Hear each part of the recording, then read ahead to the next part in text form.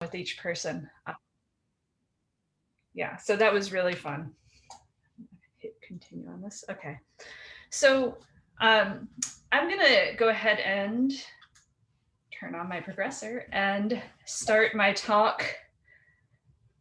Hopefully, let me get this. There we go. Start my talk with this slide. This slide, I really like to use this map because I find it incredibly compelling. This is a map that shows the how we would anticipate each amphibian, mammal, and bird species in North America to need to shift their ranges if they were to track changing climates over the next, I guess at this point, 80 years. And we anticipate that the dramatic and rapid climate change that we're experiencing today is in fact going to drastically change the landscape of biodiversity as we know it. In addition to that, we know that the human footprint is expanding. Here, this is a picture from Time magazine of a time-lapsed photo of Las Vegas from 1984 till today. And the combination of climate change and anthropogenic land use is interacting to inhibit species adaptability and survival. This is a map from NASA from 2004 that shows the human appropriation of net primary productivity worldwide. And you can see that we are taking over the landscape in so many ways. And as a result of the kind of recognition of these dramatic changes and these dramatic interactions, conservation strategies have started shifting to include strategies that are going to allow for adaptation to these dramatic changes. So, historically, we've been really focused on individual species, not necessarily integrating humans into our conservation thinking, individual site management that reacts after some kind of disturbance or event might occur. And now, things have shifted so that we're really thinking of strategies to account for change. And so really thinking of full landscapes that integrate humans as part of the system into a regional planning strategy that's proactive and really takes into consideration these shifting footprints and shifting climates on the landscape. And on the left, you see a map of the really incredible Yellowstone to Yukon project, which is one that connects up the landscapes across the West in a way to create a dynamic landscape that can promote and allow responses to these changes on the part of biodiversity as a strategy for conserving that biodiversity. Now, as the kind of postdoc going into my faculty position, I was really compelled by this idea of conserving for change and creating dynamic landscapes. And I had a lot of conversations with folks from the Nature Conservancy about these sorts of strategies and what we need to know in order to come up with effective, dynamic, and resilient landscapes going forward. And some of the concepts that are important to really, the ecological concepts that are important to really understand in order to do this effectively are those of climate resilience, climate connectivity, and the effects of these human impacts, better understanding the effects of these human impacts on biodiversity. Now, I approach this field from a historical perspective. I'm trained as a paleontologist, but I also, at the same time, feel really passionate about the need to be able to conserve biodiversity and as effectively as possible going forward. And so I bring insights and perspectives from the paleontological and historical record in order to try to inform some of the hypotheses and approaches from spatial ecology and conservation biology. And in this way, I've been working in the field of conservation paleontology to try to explicitly think about some of the approaches that are being taken in conservation biology in order to best conserve biodiversity. And so, as we're thinking about, how do we conserve for a change, this is just kind of the structure of the talk that I'm going to give today.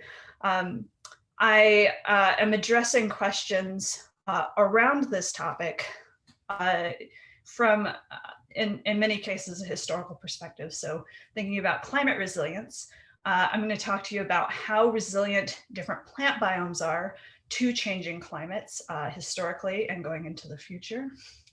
For climate connectivity, I ask to what extent is fragmentation impeding plants and animals from, in fact, tracking climate across the landscape. And then I look at how much human impacts, in fact, are impeding different animals from being able to live, thrive, and survive where they would like to and track the climate in which they're living. And so I'll start off. I keep clicking on things apparently, by talking to you about climate resilience. And for this, this is a project that was done in collaboration with a postdoc in my lab, Yue Wang, and a project that was funded by National Science Foundation. And here we're asking how resilient different plant biomes have been to changing climates. And for this project, we used this incredible record of pollen communities from across North America, from 20,000 years ago to the present. These data are from the Neotoma Paleoecology database. And here, in the red dots, you can see the 358 cores that we used in our study.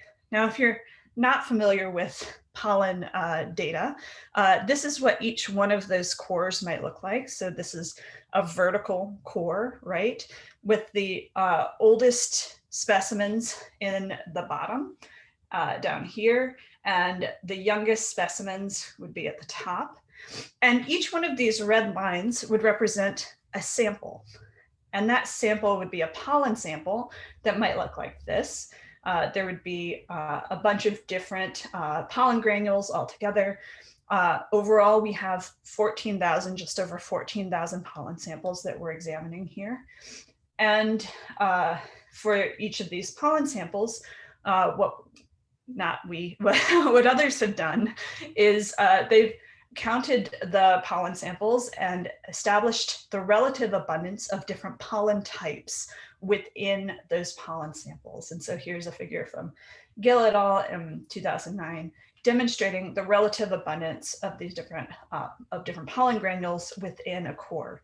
And so in this way, we can create a full transect of relative abundances of these different pollens and get a sense of how plant communities have changed over the course of time at that specific site. So for each one of those pollen samples, Yue has used the modern analog technique in order to allow us to directly relate these past pollen communities to modern pollen biomes. So what we're doing is we're looking to see, because a pollen community does not necessarily equal a modern plant community, because different plants create different types of pollen granules in different abundances. So instead, what we do is we compare the fossil pollen samples to modern pollen samples that are taken from known plant biomes, and we determine what is the most similar modern plant biome to each one of these fossil pollen samples. And so here's an example of what we mean by biome. We use 12 different biomes across North America, including Arctic biomes, prairie biomes, desert biomes, mountain vegetation biomes. And then established in literature is this idea that there are, in fact, historically have been these no analog biomes, plant biomes.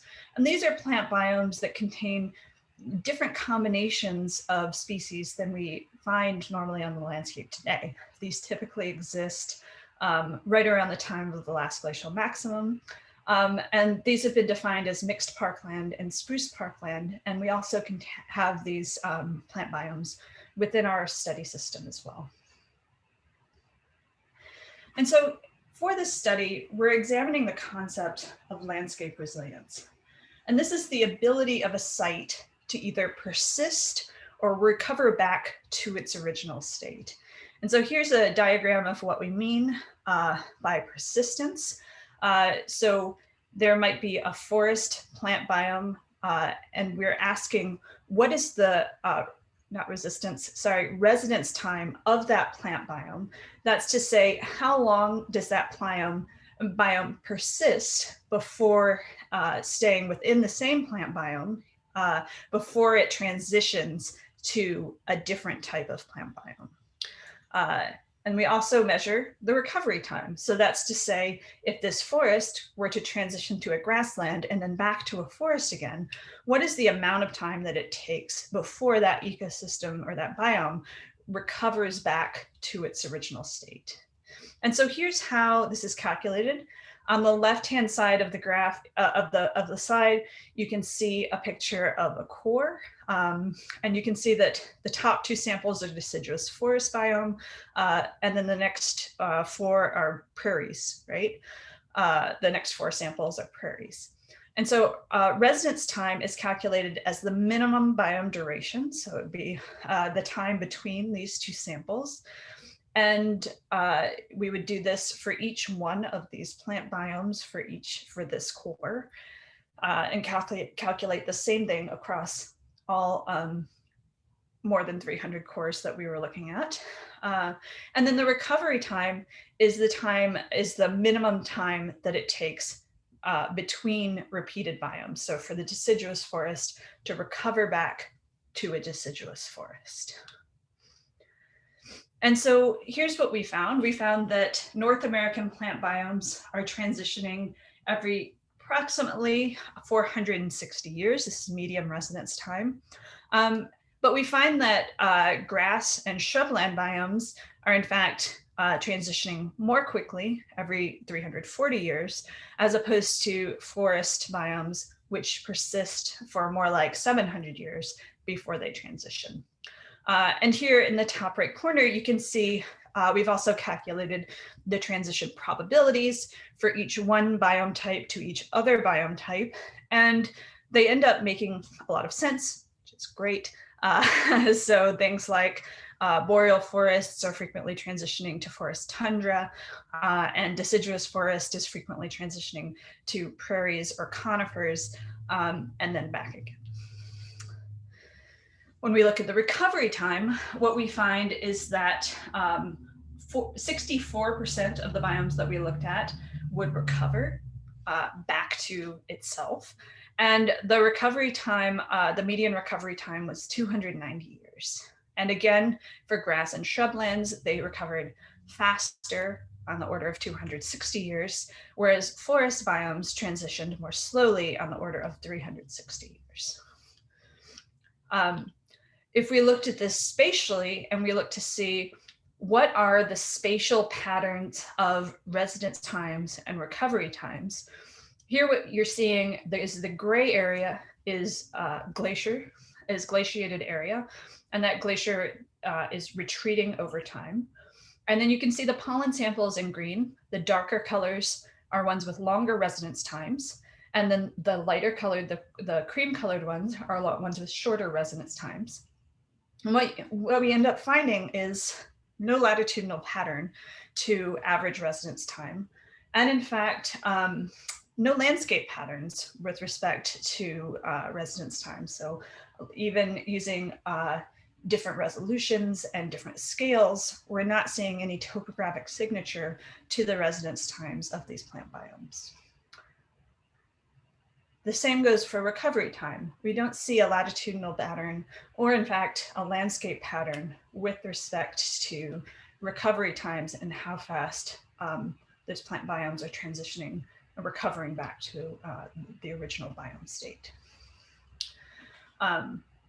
So we were interested in, so first we look at the individual biomes and how long they persist. Then we look at the spatial pattern of residence times and recovery times. And finally, we looked at the temporal patterns that these residence times and recovery times exhibited. And so here what you can see is the median residence time at each time period. And if the line is toward the top portion of the graph, that means that it had a long residence time at that time period. The biomes were persisting for a very long time period. And if it's toward the bottom of the graph, that means that the biomes at that time period were turning over quite rapidly. And so what we ended up finding was that at the time of human arrival, plant biomes were already relatively, transitioning relatively rapidly on the landscape and shifting across the landscape quite rapidly.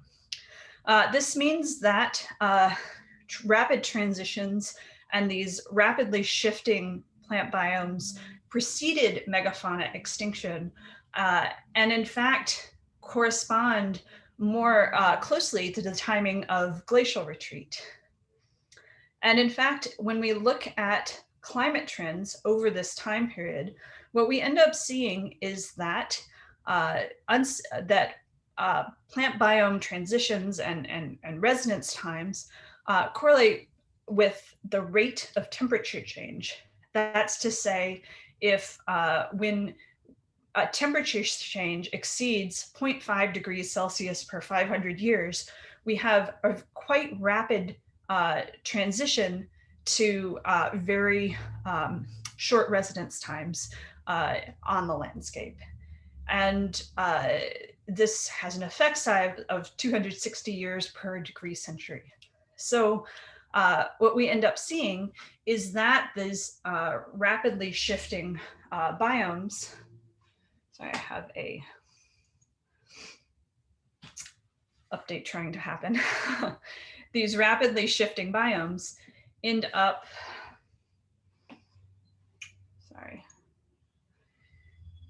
preceding the M-Pleistocene extinction. And this shift of things across the landscape is likely destabilizing the communities as we and the plants on which these megafauna are relying.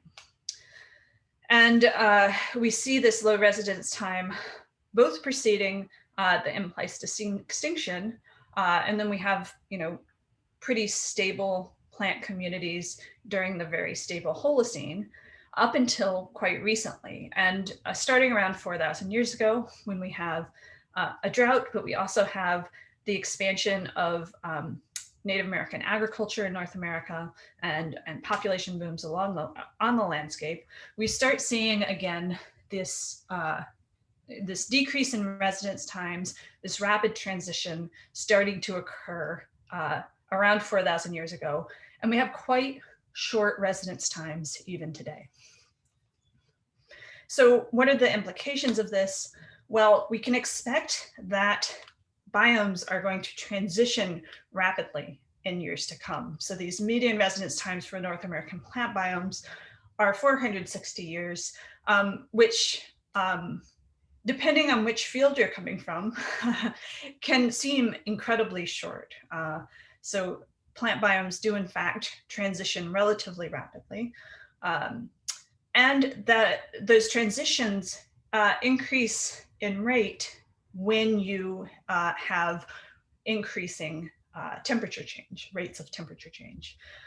So keep in mind that temperature change since 20,000 years ago is 10 times slower than the current rate of temperature change. So we're likely to see these turnover rates continue to increase, and therefore the residence time of plant biomes in any given place continue to decrease. And these residence times are already short following this agricultural expansion. So this means that things are in a very rapid transition period and leading to likely vulnerability within ecosystems. So plant biomes do in fact transition rapidly as climates change. And we would expect those plant biomes to transition dynamically across the landscape. So they're likely, so this implies that they're shifting on the landscape in response to this changing climate.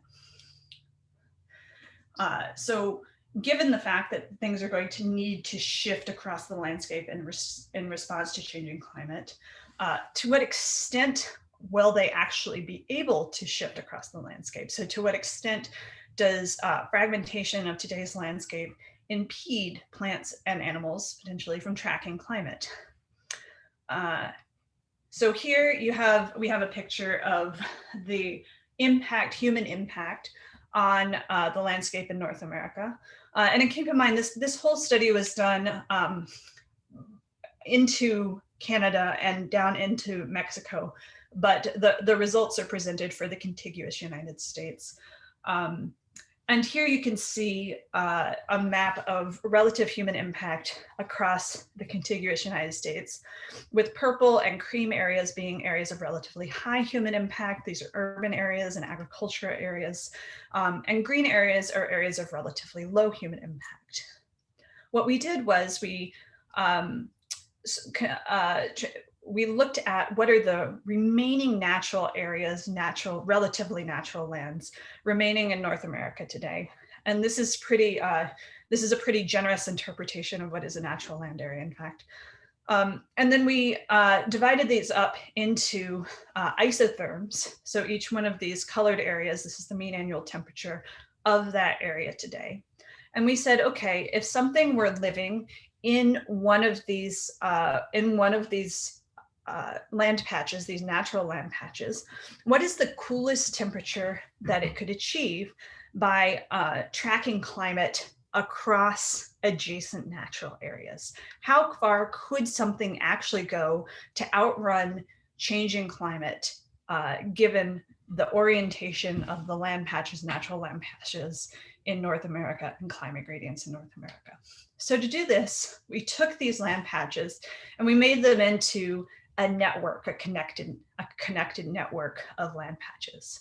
And they might look like this, right? So we were interested in saying, okay, if something were living at this 8 degrees Celsius patch, what's the coldest temperature it could get to by moving through adjacent patches?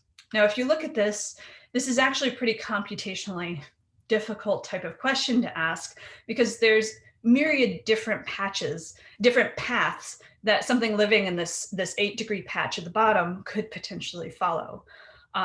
So rather than calculate each potential pathway and determine the minimum temperature, what we did was we trickled climate back down through this network. So we looked at the coldest patch. We said, is this connected to any colder patches? No. And then we trickled this climate back down through the network so that the 4 degrees Celsius is the final destination temperature that something living at each of these other patches could reach, or 5 degrees in the case of the ones to the right. And so I'm just gonna make sure, okay. And so this is the strategy that we took. And once we did this, so this 8-degree patch over here on the left, you can see it's not connected to any other patches. That means it's not adjacent to any other patches of any different temperatures. And therefore it retained 8 degrees as its final destination temperature. And so once we did this, we were able to see that on average, these land patches, things living in these land patches could traverse 2 degrees Celsius. But there's a huge amount of variability here, right? Many of the patches actually can reach 0 degrees, can achieve 0 degrees change in temperature, whereas some of the ones in the Mountain West can shift up to 13 degrees Celsius, so really huge change. And this didn't actually quite get at the question that we were interested in. What we really wanted to know is, given the connectivity, could they go far enough to in fact outrun projected temperature change for the next 50 years? And so what we did was we calculated whether or not things could, what's the margin of change relative to projected climate change in that land patch. And here's what we ended up finding. The margin of success, all the areas that are in blue are areas where something living in that land patch could outrun projected climate change, therefore achieving climate connectivity on the landscape. And 41% of natural land area, of these remaining natural land patches, are able to achieve climate connectivity when things are moving through adjacent patches to colder areas. So this tells us what is the potential, but it doesn't necessarily tell us, to what extent this fragmentation is in fact preventing this climate connectivity. So to look at this, what we did is we asked what would happen if human land use were in fact not an issue. So we created, and the way that we conceptualized this was that we created habitat corridor maps that would allow things to traverse the landscape and avoid as much human contact as possible. So those are some examples of habitat corridors, but what we in fact were modeling were what are called climate gradient corridors. And these are regions that are able to traverse two different land patches, traversed the landscape by going through from a warmer land patch to a colder patch of land.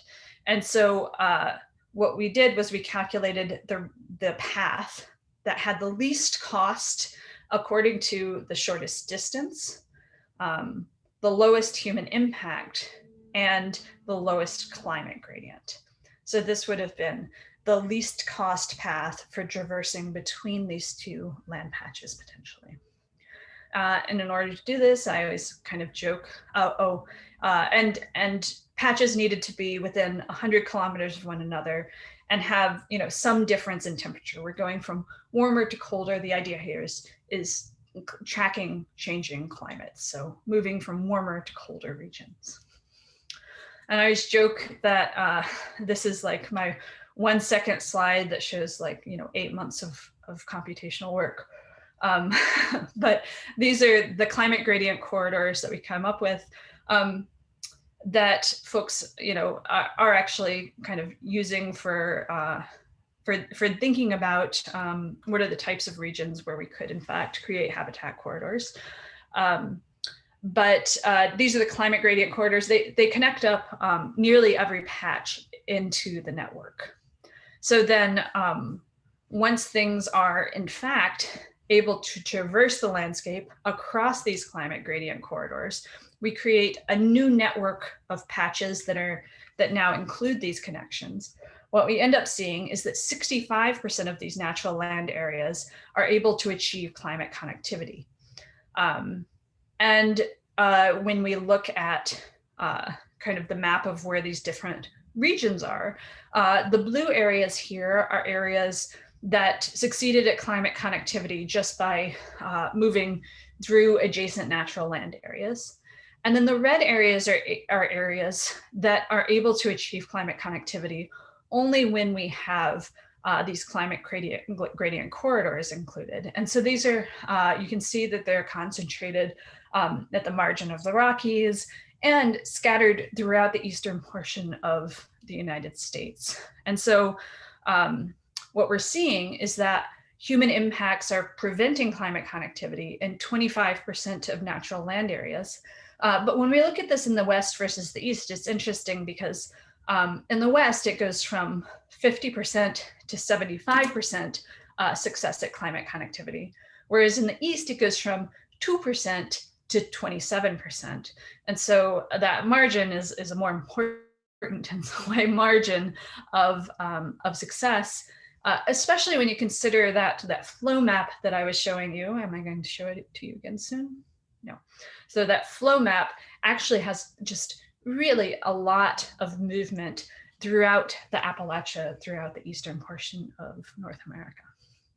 So fragmented lands are in fact preventing climate connectivity in 25% of natural land area. But the question is, how much does that matter to different, let's say, animal species? So to what extent does this fragmentation in fact influence these different animals? And what you'll see in a moment is different animals are in fact affected differently, and we know this, by fragmentation and by human impacts on the landscape. And so we asked this question trying to think about what extent are in fact humans influencing different animals, so that we could think about how we would do a prioritization for this type of connectivity given different types of priorities, right? So this is work that was done by a postdoc in my lab, Silvia Pineda-Munoz. Silvia is now a postdoc and assistant professor at University of Indiana. And she looked at this question: to what extent are humans influencing different mammals? Going back to a slightly different map of human impacts on the landscape, we had made the observation that, you know, humans have this huge footprint on the landscape. They're affecting, you know, have modified 75% of the area of the contiguous United States. And we wanted to know, does that level of modification, has that affected where mammals and what climates mammals are in fact living in the contiguous United States, across North America, in fact. So we set out to ask whether or not mammals had in fact shifted the climates where they're living in response to this expanded human footprint. And then we wanted to know whether or not these changes in land use in fact were shaping the niche preferences, the climatic niches of these North American mammals, and how well, in fact, do different species exhibit more or less tolerance to human impacts on the landscape. And so in order to work on this, we took a hard look not only at where modern mammals are living, but where mammals have historically lived through time in North America. In order to really explore this project, I just want to make sure that we're all on the same page with respect to niche theory. So I'm going to walk through a brief slide on niche theory here. Here I'm showing you the fundamental niche of a species, which is all of the environments in which a species, all of the climates, in this case, we're looking at the climatic niche of these species, all of the climates in which a species can survive and thrive. However, at any given time period today or 20,000 years ago, the entirety of that climatic niche is not necessarily available. There might be a subset of that niche that is available on the landscape, and that would be the available environment or the available climate. The intersection of those two regions are the potential niche of the species. And that potential niche can be further affected by interspecific interactions, right? And so that can exclude species from some portion of the species niche, or in some cases, in fact, facilitate the species to be able to survive in other portions, in other regions they maybe normally couldn't survive. And so the observed portion of the niche that we see at any given period in time is in fact the realized niche of that species. And throughout this, we're looking at the realized niche of the species at a snapshot or a series of time. What is the actual realized niche in which that species is living? And just to point out that these interspecific interactions, especially what we're looking at in this study, is the human interspecific interactions with respect to the species that we're looking at. And so what we did was we divided up the Holocene. We looked at mammals and the climates in which they lived from 12,000 years ago until the present. This is a time of relative climate stability, as you can see here on the bottom, up until the very recent. And so we divided this up into time periods of relative importance to sorry, I'm just adjusting. Relative importance to humans. So we looked at 11,700 to 4,200 years ago. As I mentioned, around 4,000 years ago, there's an extreme drought, but following that, there's also the expansion of agriculture on the landscape. And so the next period is the agricultural period for 4,200 to 1,500 AD. 4,200 years ago to 1,500 AD, shift to AD. Around 1,500 AD is when we have European arrival and influence on the landscape.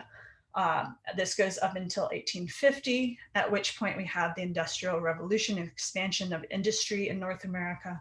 And then we consider 1950 kind of the present and the expansion of kind of modern urban landscapes. As we were looking at this, we looked at this in 46 North American mammal species. These are the species for which we had sufficient data to confidently reconstruct their niches across these different time periods. And as a result, these are some of the more common mammal species from across North America. And here's an example of the types of data that we looked at. So this is a map of bison occurrences for the post-glacial, 11,700 to 4,200 years before present. And what you can see that the outlined region is the environment, the climate that was available across the study area. And then the kernel density plot, which is the shaded area, that's the realized niche of bison during this time period. And so we did this for each of the 5 time periods, and you can see the shift in both the available climate and in the bison and the climate the bison is living in, the realized niche of the bison across these time periods. What we did was we compared the overlap between these different realized niches across these time periods in order to determine the extent of overlap from one time period to the next. And so if there's low overlap, as you see on the left-hand side here, this is depicted in purple. And if there's relatively high overlap, this is depicted in green. Actually, I'm not even positive that yeah, whatever. So I'm not sure that we have the figure that shows that, but that's okay. And so if we look from the post-glacial to the agricultural, for example, we have 75% kernel density overlap for bison.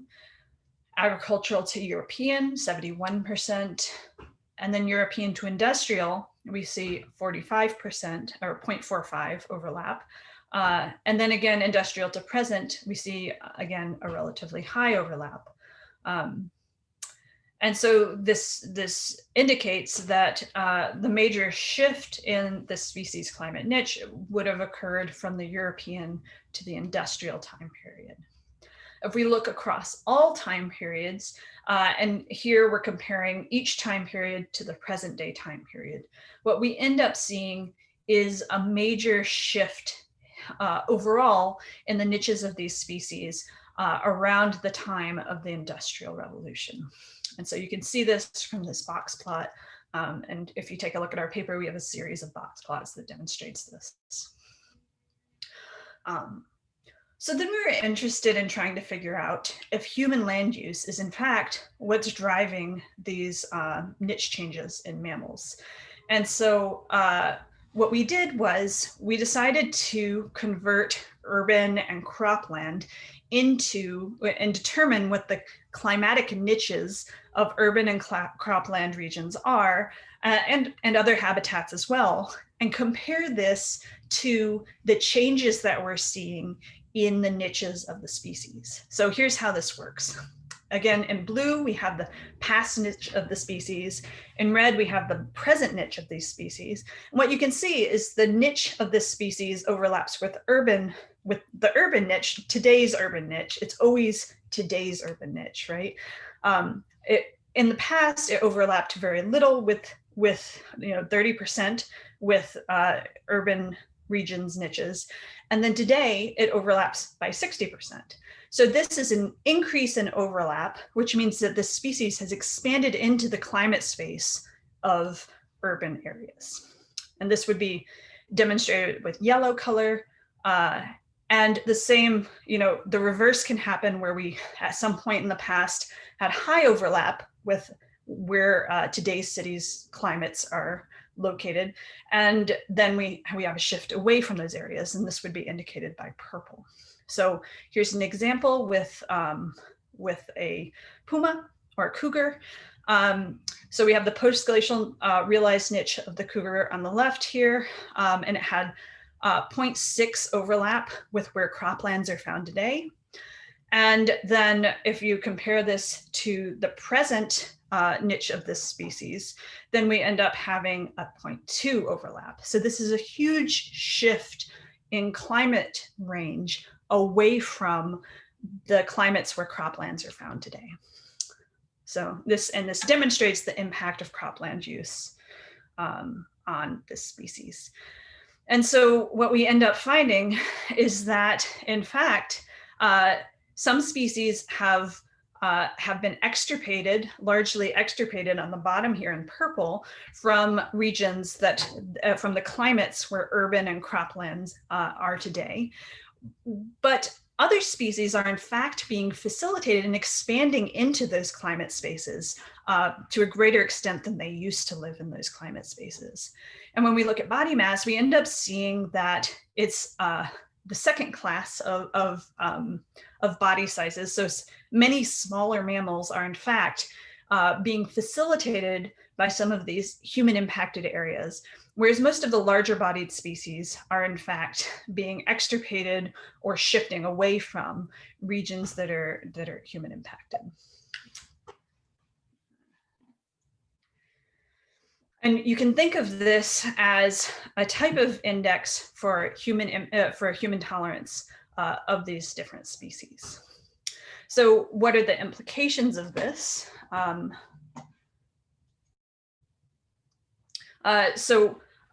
Humans are actually, impacting areas that are relatively moderate climate and excluding many large-bodied species from that area and relegating them to some of these more extreme climate areas, whereas they're facilitating some of these smaller-bodied and also generalist species in these regions of high human impact.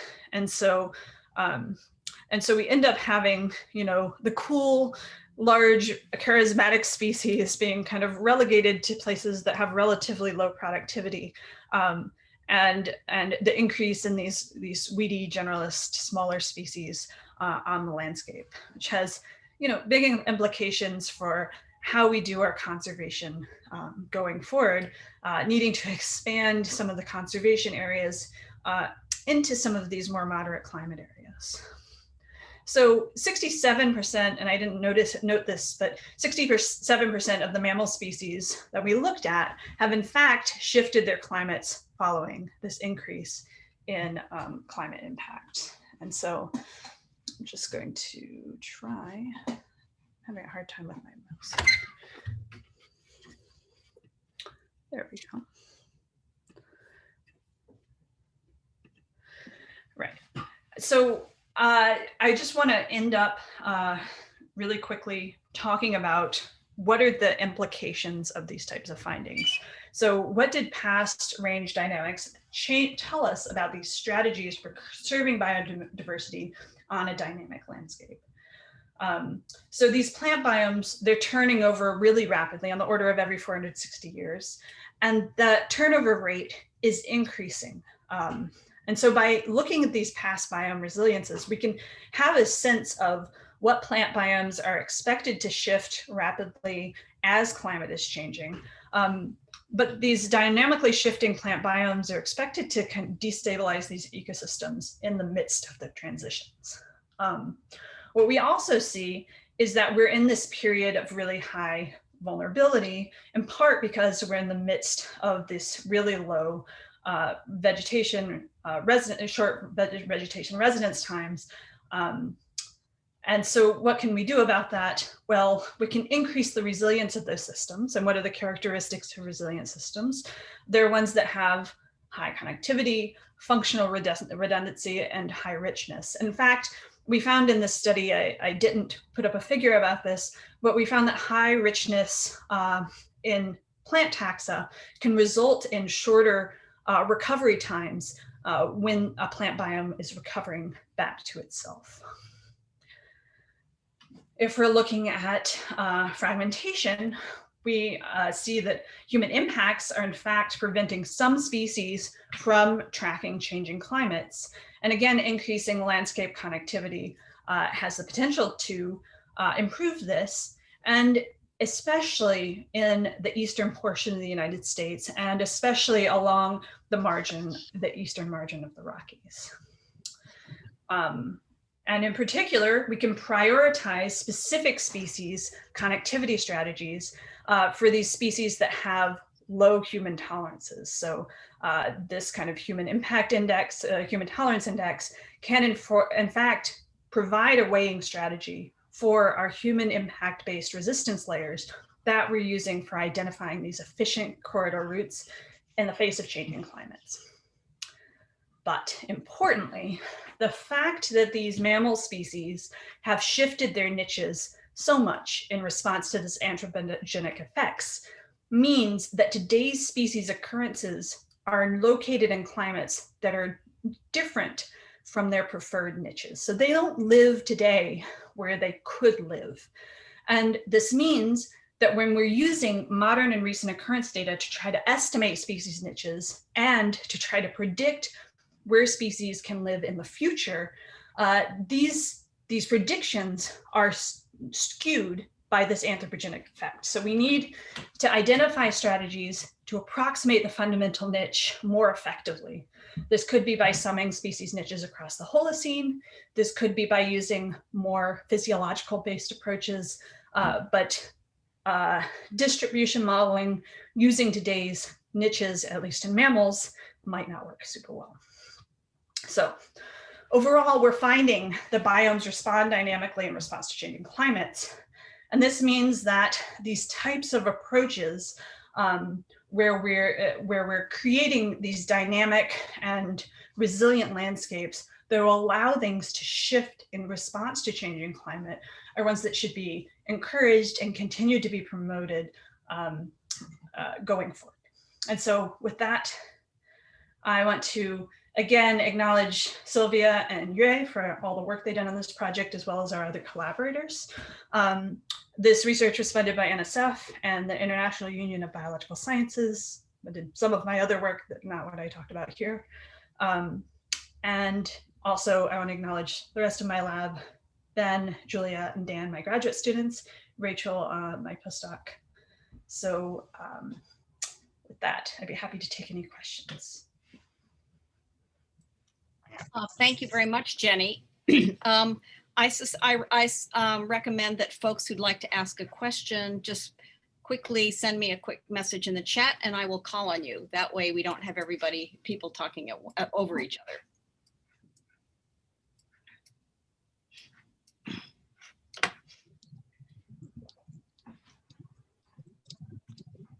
Maybe while people are thinking, I'll ask a question, Jenny. Based on your insights over the last roughly 10,000 to 20,000 years, are we expecting non-analog floras or faunas in the next 100 years? Yes, for sure. So yeah, I think I talked about this a little bit in the lab meeting, but we see that things start to shift on the landscape pretty rapidly as we have this rapid changing climate.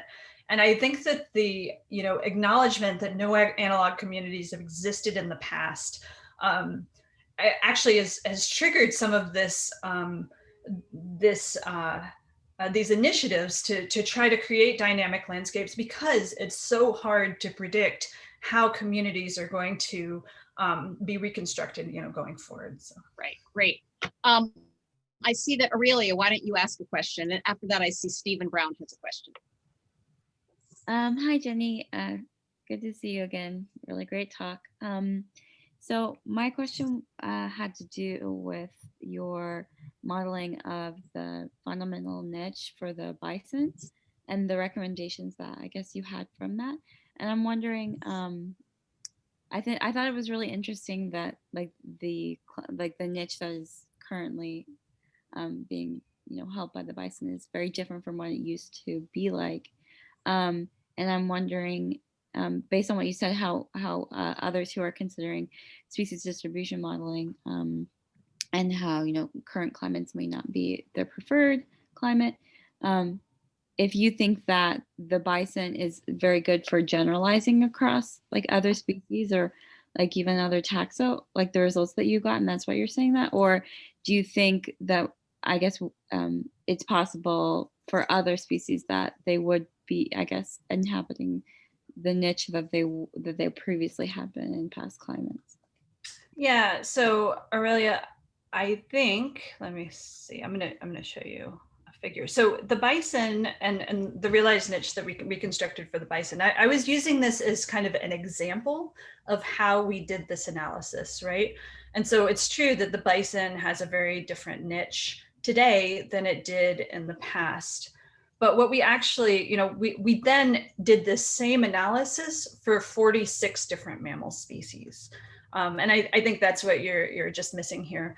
And what we ended up finding was that 67% of these 46 mammal species, in fact, had dramatically different niches today than they did in the past. And so that's what we ended up seeing here. And then we only looked at the species that did in fact have, well, actually, maybe this is, in fact, never mind, all 46 of the species. We then compared those shifts in niche to urban and climate and cropland niches to see whether or not those niches were expanding into areas of human impact, into climates that are similar to areas of human impact, or being contracted away from regions that are areas of human impact. So what I'm saying is that that 37, I think 30 something of these 46 species that we looked at do in fact see a major change, a significant change in their niche space and their realized niche from the past to today, to the present. And so we, of course, didn't extensively look at every species in North America, right? We only looked at the ones that we had enough fossil data for, but this is a pretty widespread phenomenon. Okay, sorry about that. I definitely missed that really important point, but that is super interesting. So I'll definitely consider that for, I guess, the work I'm doing on my master's. So thank you. Yeah, into the talk, going fast. Stephen Brown, please ask your question. Yeah, hello. Thank you, Professor McGuire. That was a very interesting talk. So you're modeling indicates that there's a lot of corridors out west, like in the Rockies, that are in better shape. But have you considered adding the predicted effects of wildfire and drought that the latest climate models are indicating will be coming on really quickly out there in that region, especially? Yeah, it's a great point. Yeah. So for this map, what it's really just doing is looking at temperature gradients. But I've talked to a lot of people about the need for a couple of different things. So this same sort of mapping process done for predicted and projected precipitation. The challenge, of course, is is that our precipitation predictions aren't super awesome, right? Like we don't know how much we fully believe them, but hopefully at some point we'll get around to doing something like precipitation connectivity in addition to just temperature connectivity. Yeah. Here, though, we're not doing kind of a niche-based model. We're really just looking at, can things outrun temperature change, projected temperature change? So it's true that forest fires, things like that, are not, in fact, integrated into this model. Hey, thanks. Great. And it looks like there's a follow-up question from Andrew. So Andrew, please ask your question, and maybe we'll make this the last one because I know we're coming up on 4 and I don't want to trample on people's schedules. Great, thank you. And thank you for the great talk. Specifically about how you're modeling connectivity in the West, is elevation gradients something that you're including in your model as different sort of niche space that they could occupy? And if so, how might you account for the sort of mountaintop extinction effects that might happen if they get to that point and then there's nowhere to go after that? Yeah, so I mean, this is really this model ends up just being about climate, landscape connectivity and climate connectivity. We're not actually doing kind of niche-based models. And one major shortfall of thinking about this, right, and thinking about the fact that, something could in fact track climate up into these cold mountains, is the fact that there is a mountaintop effect. So what you end up seeing here is all of these little gray points, see, within the Mountain West. And these are areas that never succeed at climate connectivity. The reason for that is we're only allowing things to move from warmer to colder places. So if we have a mountaintop sitting there, nothing can go down the mountaintop and back up another mountaintop. So, we don't take into consideration. So there's no species needs accounted for in this model, right? This is really just about landscape connectivity, and climate connectivity on the landscape. So yeah, definitely something that needs to be considered.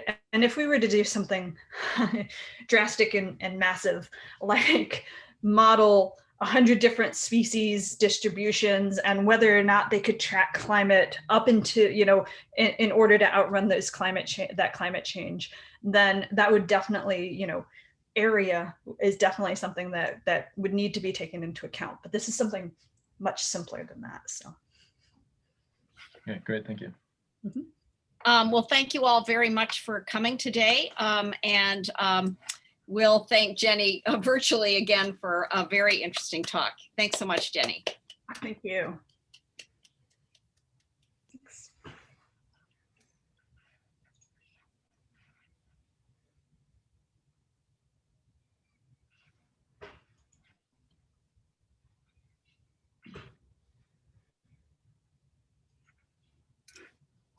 Okay. Thanks so much, Catherine, for the invitation. Yeah, you're welcome. You're most welcome, Jenny. Thanks for spending so much of the day with us. Really appreciate it. Looks there are a couple of folks lingering, and I don't know whether they have any questions for you or not, but I'll let them. There are a few enough of us here that if you who are here would like to ask a question, please just unmute yourself and go for it. Yep, totally welcome.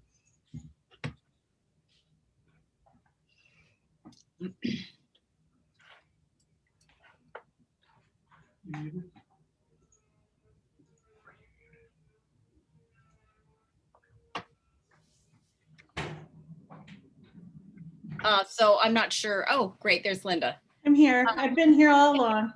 Thanks, Linda. Yeah, Yeah, no I got a problem. question. I got one question in the chat, and this might be worth sending out to maybe the department, or either for you or Trisha, which would be, where do we find the recordings of the talks? Oh, okay. Yeah. Yeah. Because I saw one undergrad for whom I'm helping to supervise an independent study this semester, and he asked that in the chat, but I didn't have a good answer for it. So I thought that might be a question that other people would have as well. Yeah, with the recording, we also get the script of the chat. So once I hit save on the recording, then everything will be saved. So, Okay, great. thank you, Jenny. If you have any questions afterwards for me, please feel free to contact me. Okay, thanks so much. And, Sure. good luck with things. Thank Okay, you. You too. All right. You want to stop recording now, Thanks. Linda? Yeah, I'm going to stop now.